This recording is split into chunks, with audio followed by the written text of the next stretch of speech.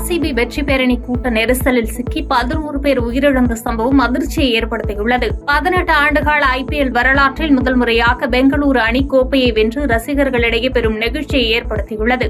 இதனை கொண்டாடும் விதமாக கர்நாடக பேரவை மாளிகை முதல் சின்னசாமி திடல் வரை பேருந்து பேரணி நடத்தவும் கர்நாடக முதலமைச்சர், துணை முதலமைச்சர், ஆளுநர் ஆகியோர் பங்கேற்கும் பாராட்டு நிகழ்வுக்கும் ஏற்பாடு செய்யப்பட்டிருந்தது. இந்நிலையில் ரசிகர்களின் கூட்ட நெரிசல் காரணமாக 11 பேர் மூச்சு திணறல் உள்ளிட்ட காரணங்களால் உயிரிழந்ததாக தகவல் வெளியாகியுள்ளது. 25க்கும் மேற்பட்டோர் கூட்ட நெரிசலில் சிக்கி மயங்க உள்ளனர். சிலரின் நிலைமை கவலைக்கிடமாக உள்ளதாகவும் கூறப்படுகிறது.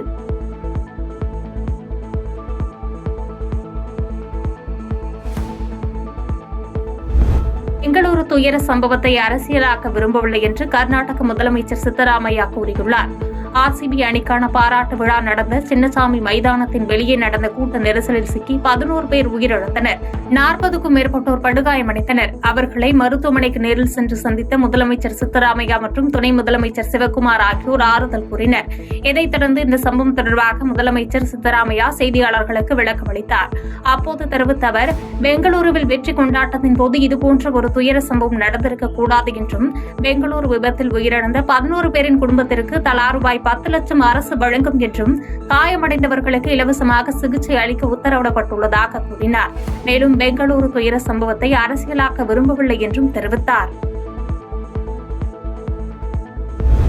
இந்திய பிரதமர் மோடியுடன் ஆஸ்திரேலிய வெளியுறவு அமைச்சர் சந்தித்த நிலையில் பயங்கரவாத எதிர்ப்பு நடவடிக்கைகளுக்கு ஆதரவு தெரிவிக்கப்பட்டுள்ளது. பிரதமர் நரேந்திர மோடியை ஆஸ்திரேலிய துணை பிரதமரும் பாதுகாப்புத்துறை அமைச்சருமான ரிச்சர்ட் மார்லஸ் சந்தித்தார். அப்போது எல்லை தாண்டிய பயங்கரவாதத்திற்கு எதிரான இந்திய நடவடிக்கைகளுக்கு ஆஸ்திரேலியா ஆதரவளிப்பதாக ரிச்சர்ட் மார்லஸ் தெரிவித்தார்.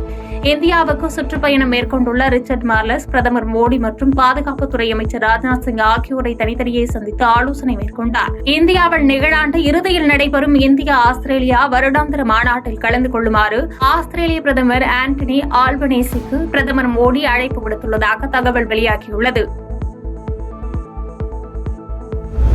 தேச பாதுகாப்பு கருதி 12 நாடுகளைச் சேர்ந்த குடிமக்களுக்கு அமெரிக்காவுக்குள் நுழைய தடை விதிப்பதாக அதிபர் டிரம்ப் அறிவித்துள்ளார். Afghanistan, Chad, Congo, Equatorial Guinea, Eritrea, Haiti, Iran, Yemen, Myanmar, Libya, Somalia, Sudan உட்பட 12 நாட்டினருக்கு இந்த தடை விதிக்கப்பட்டுள்ளது. Burundi, Cuba, Laos, Sierra Leone, Togo, Turkmenistan மற்றும் வெனிசுலா ஆகிய 7 நாடுகளைச் சேர்ந்த மக்களின் நுழைவுக்கு பகுதியளவு தடை விதிக்கப்பட்டுள்ளது. தங்களுக்கு தீங்கு விளைவிக்க விரும்பும் மக்களை தங்கள் நாட்டிற்குள் நுழைய நாங்கள் அனுமதிக்க மாட்டோம் என்று அதிபர் டிரம்ப் தனது சமூக வலைதளத்தில் பதிவிட்டுள்ளார். இந்த பட்டியல் திருத்தப்படலாம் அல்லது புதிய நாடுகளை சேர்க்கலாம் என்றும் அவர் தெரிவித்துள்ளார். மேலும் இந்த அறிவிப்பு ஜூன் 9 முதல் அமலுக்கு வருவதாகவும், அந்த தேதிக்கு முன் வழங்கப்பட்ட விசாக்கள் ரத்து செய்யப்பட்டதாக டிரம்ப் தெரிவித்துள்ளார். ஹமாஸ் ஆயுத குழுவினர் இஸ்ரேலுக்குள் புகுந்து பயங்கரவாத தாக்குதல் நடத்தினர். காசா முனையில் இஸ்ரேல் நடத்தி வரும் அதிரடி தாக்குதலில் உயிரிழப்பு எண்ணிக்கை 55,000 நெருங்கியுள்ளது. காசாவில் இஸ்ரேல் நேற்று நடத்திய வான்வழி தாக்குதலில் 26 பேர் உயிரிழந்தனர்.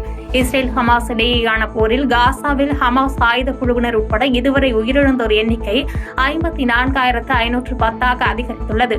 பணைய கைதிகளில் சிலர் ஹமாஸ் ஆயுத குழுவினரால் கொல்லப்பட்ட நிலையில் அவர்களின் சடலங்களும் மீட்கப்பட்டுள்ளன.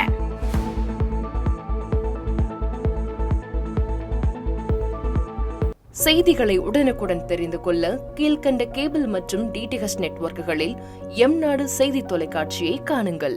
பாதகம் செய்பவரை கண்டால் நாம் பயம் கொள்ளலாகாது பாப்பா.